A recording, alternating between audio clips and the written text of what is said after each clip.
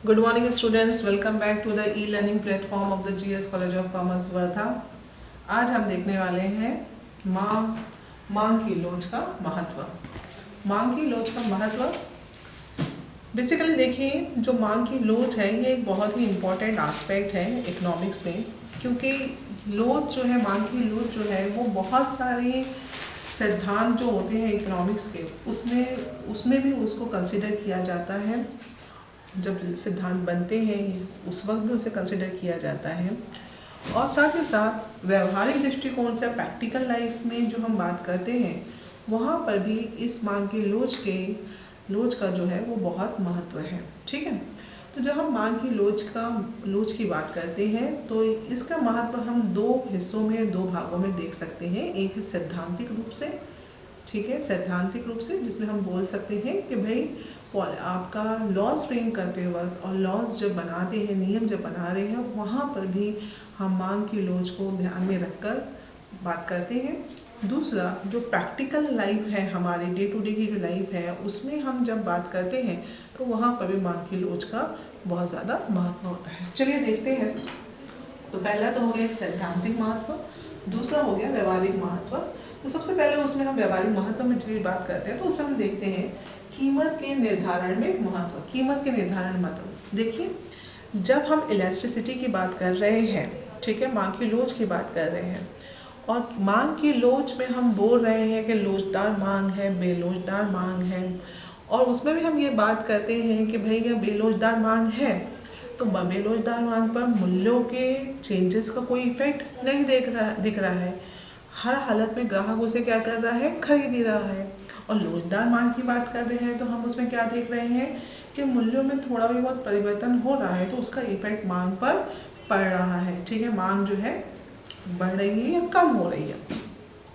तो ये जो मांग की लोच है वो जो है बेसिकली जब हम बात करते हैं मांग की लोच का, तो बेसिकली वो किस एस्पेक्ट पर बेस कर रही है, वो प्राइस में चेंज की वजह से जो मांग में चेंजेस आ रहे हैं। ठीक है, तो जब एक जो बिजनेसमैन होता है, जब वो कीमत निर्धारण करता है, ठीक है, वो डिफरेंट चीज़ों की कीमत का प्राइस डिटर्मिनेशन की बात होती है, कीमत के निर्धारण की बात होती है, तो उस वक्त जो है मांग की लोच जो है वो बहुत ज़्यादा इम्पॉर्टेंट होती है। ठीक है, अगर हम ये बात करते हैं एकाधिकार में, ठीक है, साथ ही साथ जो है एकाधिकार में बात कर लेते हैं, तो एकाधिकारी जब होता है, जब मोनोपोलिस्ट होता है, वो मोनोपोलिस्ट जब प्राइस डिटरमाइन करता है तो वो ये बात को देखता है कि उस वस्तु के लिए किस प्रकार की लोच पाई जाती है। ठीक है, वो क्या उसकी मांग बेलोचदार है क्या? अगर उसकी मांग बेलोचदार है, ठीक है, तो उस वक्त उसके मूल्य जो है वो थोड़े ज़्यादा रखे जाते हैं। ठीक है, तो बेसिकली जब मोनोपोलिस्ट है, एकाधिकार की बात करते हैं, तो उस वक्त वो एकाधिकारी जो है वो इस बात को कंसीडर करता है कि उस वस्तु की मांग की लोच कितनी है। उसी प्रकार से जो हमारी एसेंशियल कमोडिटीज़ होती हैं, ठीक है, गेहूँ, चावल, अनाज जो है, जो कि जिसकी बेसिकली इलास्टिसिटी क्या है, कम है, लेस इलास्टिक है, इन इलास्टिक इनकी डिमांड होती है। तो यहाँ पर मूल्य निर्धारित करते वक्त भी हमको देखना पड़ता है। अगर हम ये बात कंसिडर करें कि भाई इनकी मांग जो है वो कैसी है, इन इलास्टिक है, बेलोचदार है, ठीक है, या फिर कम लोचदार है, बेलोचदार है, तो यहाँ पर यदि मूल्य हमने ज़्यादा लगाए तो फिर इन वस्तुओं के मूल्य अधिक हो जाएंगे, तो समाज पर इसके जो है प्रभाव गलत पड़ेंगे। ठीक है, इन्फ्लेशन बढ़ेगा। उसी प्रकार से जो गरीब है वो इन वस्तुओं को क्रय नहीं कर पाएगा।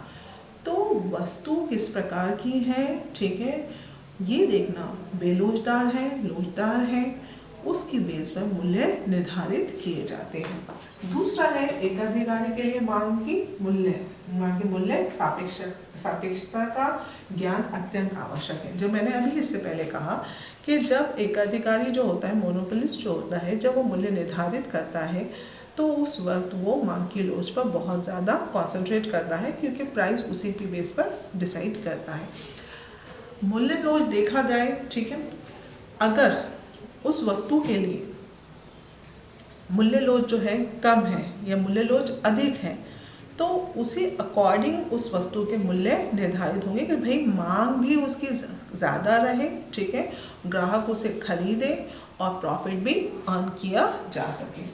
तीसरा है कीमत विभेद में मांग मूल्य सापेक्षता का विचार बहुत उपयोगी है। हम मूल्य सापेक्षता की बात करते हैं, प्राइस इलास्टिसिटी की जब हम बात कर रहे हैं, ठीक है, डिमांड इलास्टिसिटी की जब हम बात कर रहे हैं, तो देखिए हम उसमें भी मोनोपोलिस्ट की बात करते हैं। तो मोनोपोलिस्ट जो होता है वो बेसिकली कीमत विभेद का ज़्यादा उपयोग करता है। कीमत विभेद क्या है? कीमत विभेद जो है वो ये है कि हम एक ही वस्तु विभिन्न मूल्यों पर विभिन्न ग्राहकों को बेच रहे हैं, ठीक है। क्या है? एक ही वस्तु अलग अलग मूल्यों पर अलग अलग ग्राहकों को बेची जाती है, तो उसे क्या कहते हैं? कीमत विभेद कहते हैं। तो भाई ये अलग अलग मूल्यों पर एक ही वस्तु को कैसे बेचा जा रहा है, तो ये उस वक्त भी हमें ये कंसीडर करना है कि किसी के लिए उस पर इलास्टिसिटी का एलिमेंट ज़्यादा है, वही वस्तु के लिए जो है इन इलास्टिक डिमांड भी है एक्स की, वाई के लिए जो है इलास्टिक है। तो जब जिसके लिए इन इलास्टिक डिमांड है वहाँ पर उस वस्तु के मूल्य उसको ज़्यादा चार्ज किए जाएंगे, और यदि किसी के लिए उसकी डिमांड कैसी है? इलास्टिक है, तो वहीं पर वो वस्तु के दाम क्या होंगे? कम चार्ज किए जाएंगे ताकि वो ग्राहक उसे खरीद सके। तो जब एकाधिकार की हम बात करते हैं, वो खास तौर पर ये जो हम कीमत विभेद जो देखते हैं वो खास तौर पर हमको एकाधिकार में ज़्यादा देखने को मिलता है, ठीक है। ऐसा नहीं कि सिर्फ एकाधिकार में ही देखने को मिले, दूसरी जगह पर भी देखना, दूसरे प्रकार के मार्केट स्ट्रक्चर्स में भी देखने को मिलता है। लेकिन जब हम एकाधिकार की मोनोपोलिस्टिक फर्म की मोनोपोली फर्म की बात करते हैं तो वहाँ पर ये चीज़ हमें ज़्यादा देखने को मिलती है।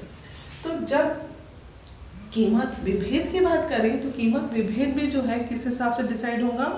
वो कि भाई एक्स के लिए मांग की इलास्टिसिटी, जो इलास्टिसिटी है, डिमांड इलास्टिसिटी है, वो कैसी है, वाई के लिए डिमांड इलास्टिसिटी कैसी है। जिसके लिए डिमांड कैसी है, इन इलास्टिक है, उसे अधिक मूल्यों पर बेचा जाएगा, और जिसके लिए इलास्टिक है उसे कम मूल्यों पर बेचा जाएगा। तो कीमत विभेद की बात हो गई। उसी प्रकार से राशि पतन, जिसे हम डंपिंग कहते हैं। डंपिंग क्या है? डंपिंग खासतौर पर ये जो है इंटरनेशनली यूज़ होता है कि किसी दूसरे देश में वो वस्तु XYZ वस्तु बहुत ही कम दामों पर बेचना, ठीक है, ताकि वहाँ के ग्राहक बनाए जा सके। जैसे कि हम चाइनीज़ प्रोडक्ट की बात करते हैं तो चाइना के बहुत सारे जो प्रोडक्ट्स हैं वो इंडियन मार्केट में बहुत ही कम रेट्स पर बिकते हैं हमारे देशी उत्पाद की तुलना में। तो ये एक प्रकार का क्या है? डंपिंग है, जहाँ पर आप दूसरे देश में एक्स वस्तु को बहुत ही कम दामों में बेच रहे हैं, ठीक है। तो और आपके देश में वो वस्तु उतने कम दामों में नहीं बेची जाती। तो यहाँ पर ये जब हम डंपिंग की बात करते हैं तो डंपिंग के भी केस है, बेसिकली इलास्टिसिटी को कंसीडर किया जाता है, लोच को, मांग की लोच को कंसीडर कर ही किसी दूसरे देश में हम उस वस्तु के उस वस्तु के मूल्य कितने रख रहे हैं वो डिसाइड करते हैं, ठीक है। तो डंपिंग हो गया, कीमत विभेद की बात करें, एकाधिकार की बात करें, तो ये सारे एस्पेक्ट्स जो है, ये सारे एस्पेक्ट्स खास तौर पर किससे जुड़े हुए हैं? मोनोपोली से जुड़े हुए हैं, ठीक है। उसके बाद है संयुक्त पूर्ति वाली वस्तु का मूल्य निर्धारण। संयुक्त पूर्ति वाली वस्तु को मतलब एक्स कमोडिटी के साथ यदि वाई कमोडिटी क्या है?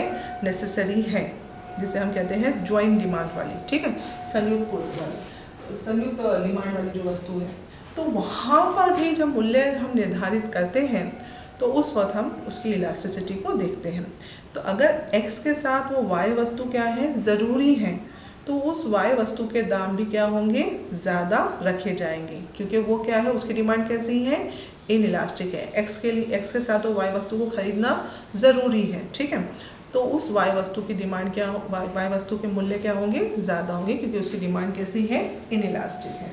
उसी प्रकार से वितरण सिद्धांत में महत्व। वितरण सिद्धांत के महत्व को हम पहले इसके दृष्टिकोण से देखते हैं तो आपको इजी समझ में आ जाएगा। मजदूरी निर्धारण, ठीक है। बेसिकली जो फैक्टर्स, वितरण का जो सिद्धांत है, या फिर हम बात करते हैं थियरी ऑफ डिस्ट्रीब्यूशन की, तो जो डिफरेंट फैक्टर्स हैं उनको उनका मिलने वाला जो रिटर्न होता है, ठीक है, तो उन रिटर्न्स को भी जो है इलास्टिसिटी के बेस पर जो है हम उसको डिस्ट्रीब्यूशन कर सकते हैं। जैसे कि हम मजदूरी निर्धारण की बात करते हैं, मजदूर को उसका रिटर्न किसके फॉर्म में मिलेगा? मजदूरी के फॉर्म में, वेजेस के फॉर्म में, ठीक है। तो जब हम वेजेस की बात करते हैं तो जो आपका ट्रेड यूनियंस होती हैं, वो ट्रेड यूनियंस जब मजदूरी के लिए जो है मोल भाव कर रही है, ठीक है, तो उस वक्त वो ये देखती हैं कि जो चीज़ का उत्पादन ये मजदूर के द्वारा हो रहा है, ठीक है, ये मजदूर जिस उद्योग में लग रहा है और जिससे वो वस्तु जो है उत्पाद होकर मार्केट में आ रही है, यदि वो वस्तु की मांग कैसी है? इनइलास्टिक है, ठीक है।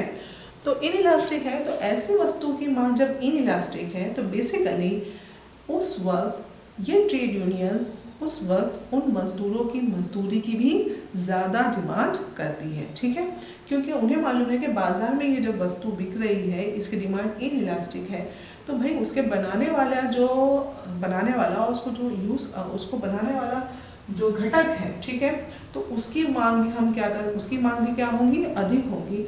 तो भाई इसके भी मूल्य क्या किए जाए? ज़्यादा किए जाए। तो बेसिकली यदि ऐसे वस्तुएं जिनकी डिमांड कैसी है? इलास्टिक है, तो वहाँ पर ये मजदूरी को लिए ज़्यादा मोल भाव नहीं किया जा सकता। लेकिन ऐसी वस्तुएं जिनकी डिमांड कैसी है? इनइलास्टिक है, ठीक है, बेरोजगार है, तो वहाँ पर ट्रेड यूनियन उस वक्त मजदूरी के लिए या वेजेस के लिए भी जो है अधिक मजदूरी की बात करती है, ज़्यादा वेजेस की बात करती है, ताकि ज़्यादा वेजेस वो हासिल कर सके। तो ये जो वितरण सिद्धांत है, ठीक है, उसमें भी इलास्टिसिटी जो है उसका बहुत ज़्यादा महत्व होता है, और उसका एक बेस्ट एग्जाम्पल मैंने आपको दिया मजदूरी के निर्धारण में। इसके बाद है आपका सरकार के लिए महत्व। देखिए, जो सरकार है, सरकार के लिए भी इसका महत्व बहुत होता है। पहला तो है कर आरोपण, ठीक है, टैक्स जो इम्पोज कर रही है गवर्नमेंट। टैक्स जो है गवर्नमेंट के लिए एक इम्पॉर्टेंट सोर्स होता है रेवेन्यू का, ओके। रेवेन्यू जो है वो टैक्स के माध्यम से गवर्नमेंट के पास आ रहा है। तो ऐसी वस्तुएं जिनकी डिमांड कैसी है? बेरोजगार है, उन वस्तुओं की पर जो कर है अगर ज़्यादा लगाया जाए तो गवर्नमेंट के लिए रेवेन्यू भी क्या होगा? अधिक होगा। लेकिन अगर हम यही बात करते हैं बेरोजगार वस्तुओं की, और उसमें यदि हम एसेंशियल कमोडिटीज़ की बात ले लें, गेहूं की बात ले लें, चावल की ले लें, दालों की बात ले लीजिए, ठीक है, तो ये वस्तुओं के अगर दाम इस पर कर लगाया जाए तो क्या होगा? गरीब जो है वो बहुत ज़्यादा और ज़्यादा दिक्कत में आएगा, ठीक है, और इन वस्तुओं के मूल्य अधिक हो जाएंगे। तो गवर्नमेंट ये देखती है कि भाई ऐसी वस्तुएं जो कि क्या है, जिनकी डिमांड कैसी है? बेरोजगार है, उन पर ज़्यादा कर लगाया जाए, लेकिन उससे जो आम जनता है उसको किसी प्रकार की कोई प्रॉब्लम भी ना हो। तो उसमें बेस्ट एग्जांपल आप देख सकते हो कि जो सिगरेट्स हैं, ठीक है, उसी प्रकार से शराब है, लीकर है, नशे वाली जो चीज़ें होती हैं, उसमें गवर्नमेंट को मालूम है कि ये चीज़ें ऐसी हैं जिनकी डिमांड कैसी है? बेरोजगार है। क्यों है भाई इनकी डिमांड बेरोजगार? क्योंकि जब एक व्यक्ति किसी चीज़ का आदी होता है तो वो उसको हर हालत में और हर कीमत में खरीदता ही है, ठीक है। तो जब वो व्यक्ति हर हालत में उस चीज़ को क्या कर रहा है? क्रय कर रहा है, तो उसके लिए बेसिकली क्या है? उसकी मांग बेरोजगार है। तो गवर्नमेंट ऐसी चीज़ों पर आपने देखा होगा बहुत ज़्यादा टैक्स जो है लगाती है, ताकि गवर्नमेंट के पास उसकी आय भी कर के माध्यम से जो आय है वो भी मेंटेन रहे, ठीक है, और जहाँ तक ये चीज़ें महंगी हो तो ग्राहक उसे कम से कम खरीदे, क्योंकि ये हार्मफुल चीज़ें में भी शामिल हो जाती है। लेकिन जब एक व्यक्ति हैबिचुअल होता है तो वो इस सब चीज़ों को नहीं देखता। उसी प्रकार से हमने देखा था कि रिच के लिए जो है वस्तु की डिमांड कैसी होती है? बेरोजगार होती है, ठीक है। कोई भी वस्तु मैक्सिमम टाइम जो वस्तु की मांग होती है वो कैसी रहती है? बेरोजगार होती है। तो आपने देखा होगा जो बड़ी बड़ी जो चीज़ें होती हैं जो अमीर वर्ग के द्वारा यूज़ की जाती है, जैसे आपके कार वगैरह की बात कर लीजिए, ठीक है, बड़ी बड़ी महंगी कार, उस पर भी गवर्नमेंट जो है टैक्स जो है ज़्यादा लगाती है, ताकि उसका कोई ख़ास इफ़ेक्ट जो है इनकी मांग पर ना पड़े, लेकिन गवर्नमेंट के पास भी जो है अच्छा खासा टैक्स के माध्यम से रेवेन्यू जनरेट हो। तो कर रोपण करने के लिए उसी प्रकार से कर का भाग, ठीक है।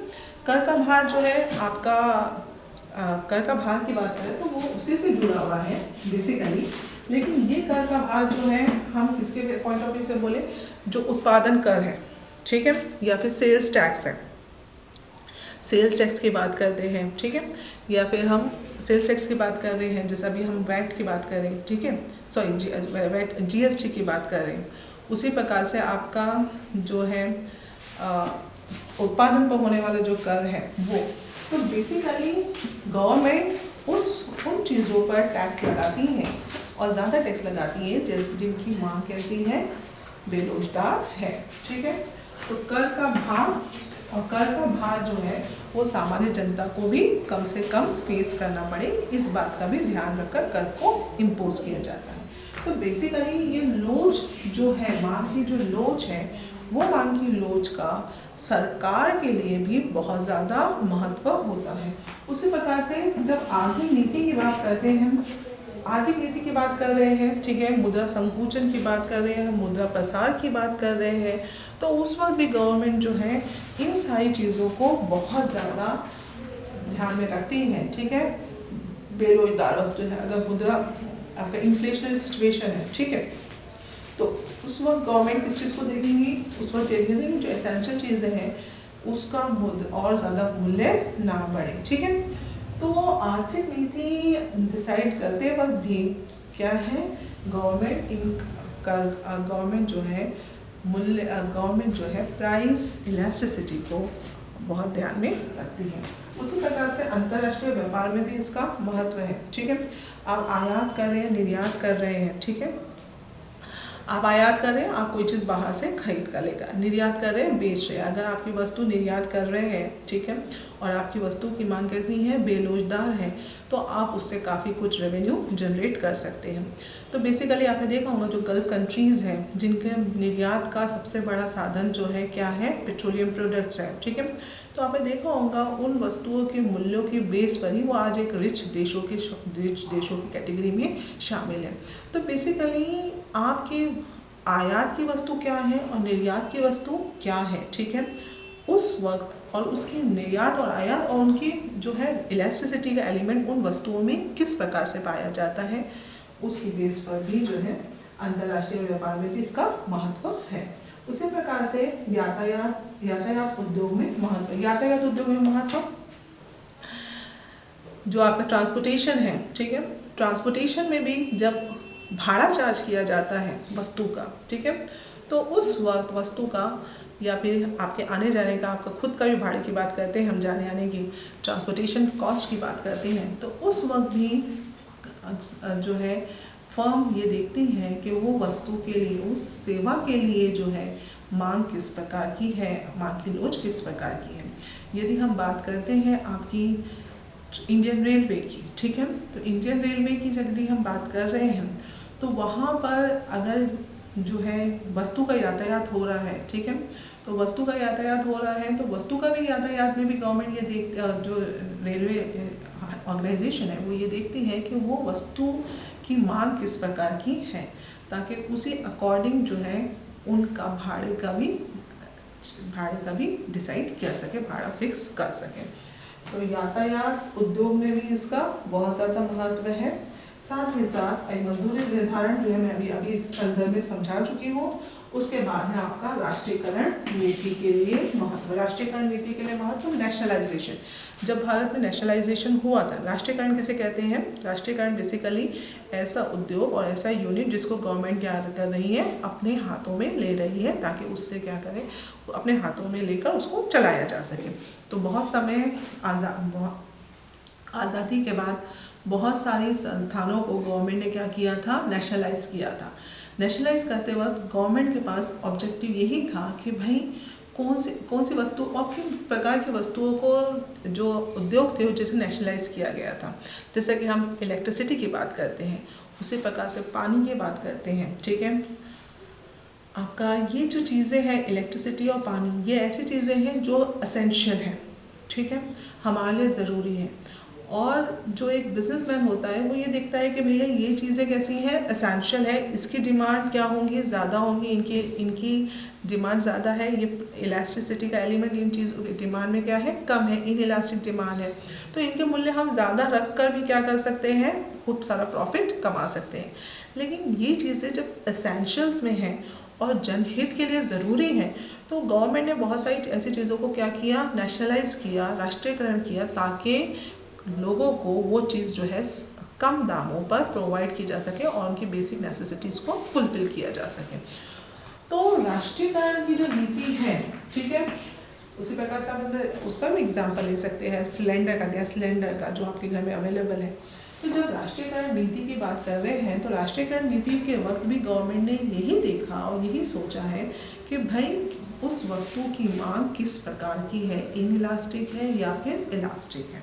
ओके, अगर इनइलास्टिक है तो हर हालत में ग्राहक को खरीदने वाला ही है और ग्राहक उसे खरीदेगा, लेकिन ग्राहक हर हालत में उसे जब खरीदेगा तो उस वक्त ग्राहक का शोषण भी हो सकता है अगर वो प्राइवेट हाथों में रहे तो, ठीक है, निजी हाथों में रहे तो। इसलिए उन निजी क्षेत्र के बहुत सारे संगठन को गवर्नमेंट ने क्या किया, राष्ट्रीयकृत किया, राष्ट्रीयकरण में किया, नेशनलाइज किया।